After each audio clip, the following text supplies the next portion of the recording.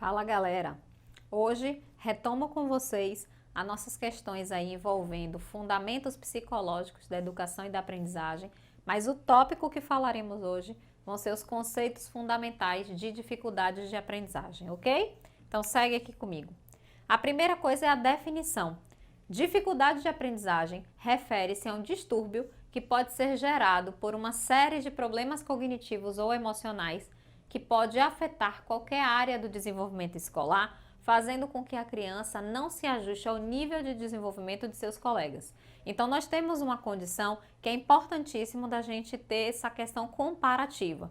Por quê? Porque ele é um distúrbio em que a criança não vai ter o mesmo nível de desenvolvimento que os seus pares. Então, é assim que a gente define essas questões de aprendizagem.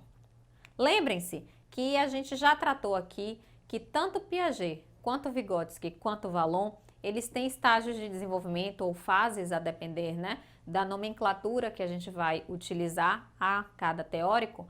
E se a gente puder correlacionar, nós temos em Piaget o sensório motor, o pré-operatório, o operatório concreto e o operatório formal. Já em Vygotsky, a gente tem o estágio natural ou primitivo, o estágio de experiência psicológica ingênua, o estágio dos signos exteriores, o estágio de crescimento interior. E já em Vallon, a gente tem o estágio impulsivo emocional, o sensório motor, o personalismo e o categorial.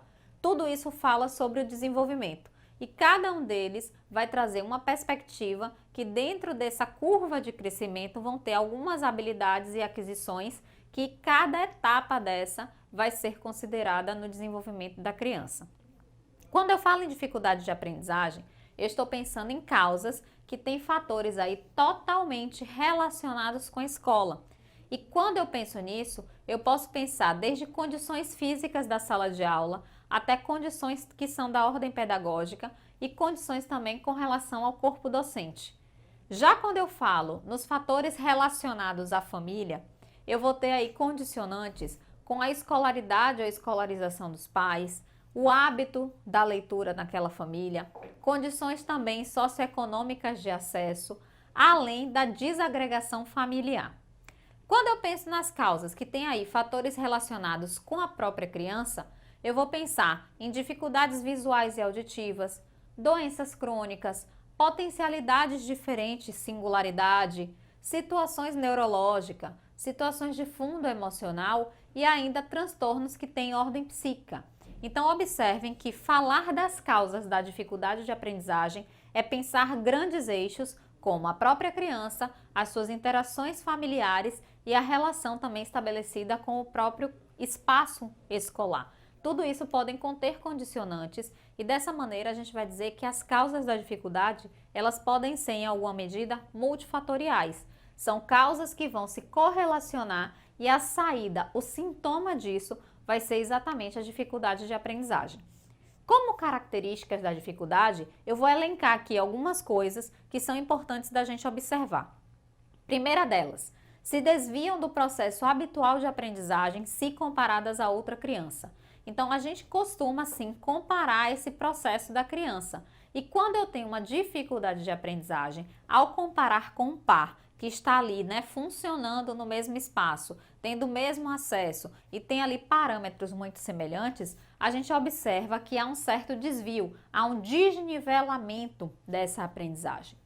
Segunda coisa, necessitam de processos educacionais diferenciados na classe regular. Então, são crianças que elas precisam de um apoio maior. Às vezes, um exemplo, uma coisa que o professor fala vai servir para os outros colegas, mas ela vai precisar de uma explicação diferente, ela vai precisar de um processo, às vezes, que é ou uma explicação ou até mesmo uma modificação na atividade para ela dar conta dessa situação de aprendizagem.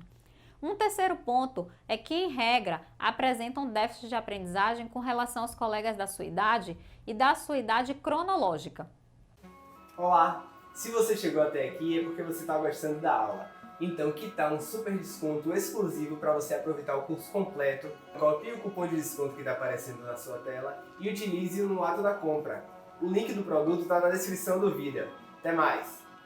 Então, quando eu falo aí nessa questão de pares, não só de crianças, que são ali próximas, mas também dos seus pares da própria sala de aula, que tem a sua mesma faixa etária.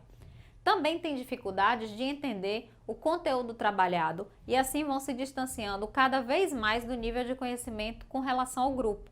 Isso é importante da gente pensar porque aqui gera um condicionante que é a questão emocional. São crianças que às vezes não se sentem capazes emocionalmente, isso mexe muito com elas e elas acabam ficando entristecidas, querem às vezes se desvincular desse espaço aprendente, de alguma maneira reagem, né?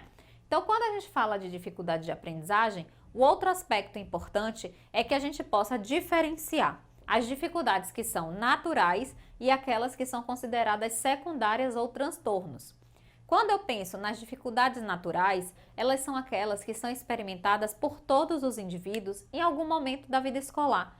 E seus fatores causadores estão relacionados ao aspecto evolutivo e são decorrentes de padrões de exigência escolar, às vezes também a questão da falta de assiduidade nas aulas, conflitos familiares, mas são causas que são fatores ambientais que, dados conta, há uma evolução. Então, essa dificuldade natural diz respeito muito mais a fatores que eles são externos e o suficiente de serem trabalhados, manejados e haverá logo um avanço saindo dessa condição de dificuldade de aprendizagem. Quando a gente pensa na dificuldade de aprendizagem secundária, estamos então falando de transtornos. E esses eles são decorrentes de condições que atuam prioritariamente sobre o desenvolvimento humano normal e com isso impactam nas questões de aprendizagem, como por exemplo, pessoas que apresentam deficiência intelectual, deficiências sensoriais, quadros neurológicos graves, síndromes genéticas, como por exemplo síndrome de Down, e ainda alguns transtornos emocionais mais graves. Então aí nós estamos falando de condições que têm um componente biológico, neurofisiológico, físico-psíquico e que aí realmente vão trazer aí toda uma dificuldade que ela vai ser secundária a essa condição que a gente consideraria aí como sendo a condição primária do sujeito. Os transtornos de aprendizagem, eles em regra têm condicionantes que me dizem que há uma inteligência normal, que há um bom ajuste emocional, que há uma ausência de alterações motoras ou sensorial, então a questão de acuidade visual e acuidade auditiva estão ok, e também essa questão do nível socioeconômico e cultural aceitável, ou seja, independente de serem pessoas com o nível mais acesso ou menos acesso, mas o acesso existe, há possibilidade de convivência aí com esse nível econômico e cultural. Então, trabalhado, né, a partir disso, a gente vai trazer a questão do transtorno de aprendizagem como um condicionante a posteriori. Porque a dificuldade de aprendizagem, que ela é secundária, ela, em regra, vai trazer transtornos de acordo com a CID-10 e que esses critérios diagnósticos eles vão ser estabelecidos numa ordem. Então, nós vamos ter, primeiro, um grau que vai ser clinicamente observável de comprometimento na habilidade escolar específica. Então, isso aí é um ponto muito importante. Depois, nós vamos ter também o nível de realização que vai estar abaixo do esperado. Depois, teremos o comprometimento no desenvolvimento. Também na persistência e não evolução dos problemas. Com isso, vamos ter o não vencimento dessas etapas evolutivas anteriores. Então, aquele ciclo crescente, ele não vai ser um ciclo positivo. Vamos ter ainda transtornos sem conexão com falta de oportunidade de aprender. Então, esse sujeito ele tem toda uma oportunidade, mas não consegue dar conta. Vamos ter ainda um transtorno sem conexão com esses comprometimentos que são de ordem sensoriais. Então, como eu disse há pouco, a acuidade visual e auditiva estão garantidas, estão ok. É uma condição mais comum em meninos do que em meninas, então as pesquisas apontam que nós temos aí esse condicionante. Presença também de traços tanto da adolescência como na idade adulta, então há uma persistência dos sintomas e presença de fatores que são de ordem etiológicas. Então essas daí são alguns dos critérios diagnósticos identificados na CID-10 quando eu falo dos transtornos de aprendizagem. Já o DSM-5, ele vai agrupar os 3 tipos mais comuns de transtornos de aprendizagem, que é aquele decorrente de leitura, escrita e matemática. Isso tudo ele vai colocar em apenas um eixo, mas ele vai estabelecer que nos critérios diagnósticos haverá necessidade de se especificar em qual domínio acadêmico há um maior prejuízo. Então, assim, o que o DSM-5 vai apontar para a gente é que nós temos 3 especificadores: com prejuízo na leitura, com prejuízo na matemática, com prejuízo na expressão escrita. E ele também vai estabelecer uma coisa que é o grau de comprometimento. Esse sujeito ele vai ter uma questão aí referente a um transtorno de aprendizagem com prejuízo na expressão escrita, mas vai ser de grau moderado, leve, médio. Então é isso que vai ter aí a questão da gravidade, né, do tipo de comprometimento. Um outro ponto que a gente tem que deixar muito claro aqui é que um cérebro normal, com estrutura considerada normal, com condições neuroquímicas e funcionais de forma correta, ainda com uma genética adequada, não vai significar 100% de garantia de aprendizagem normal. Por quê? Para o estabelecimento da situação de aprendizagem, Sarah Payne nos traz que é necessário que encontrem situações adequadas internas e externas. Então, o ambiente também ele tem um papel fundamental da gente considerar em todo esse processo. Então, isso é algo substancial da gente compreender. Nos transtornos da aprendizagem, os padrões normais de aquisição das habilidades eles estão alterados desde os estágios iniciais do desenvolvimento.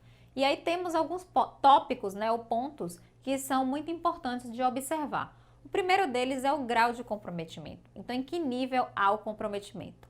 Depois, a gente precisa perceber a presença disso desde os primeiros anos de escolarização. Depois, nós vamos ter uma condição importante, que é a avaliação cognitiva negativa para a deficiência mental. Então, esse sujeito ele não tem um condicionante fisiológico que justifique, por exemplo, uma deficiência mental. Também vamos ter aí uma observação importante, que são sem indícios de causas no percurso da escolarização. Então, não é uma falta de acesso. Ele teve acesso, ele passou pelo percurso de escolarização de forma positiva, mas ainda assim ele apresenta aí essa questão do transtorno da aprendizagem. E teremos também a história familiar de dificuldade de aprendizagem. Esse é um condicionante importante, porque nós sabemos que quando você tem história de dificuldades de aprendizagem na família, a gente já tem aí fatores que são fatores importantes de serem observados nessa sucessão aí de uma criança. Ok? Então vamos relembrar o distúrbio que pode ser gerado por uma série de problemas cognitivos ou emocionais que pode afetar qualquer área do desenvolvimento escolar, fazendo com que a criança não se ajuste ao nível de desenvolvimento de seus colegas. Qual é? Então, estamos falando de dificuldade de aprendizagem. Fiquem ligados, esse é um tópico muito importante de ser estudado e a gente vai se ver por aí em uma outra oportunidade. Até mais, pessoal!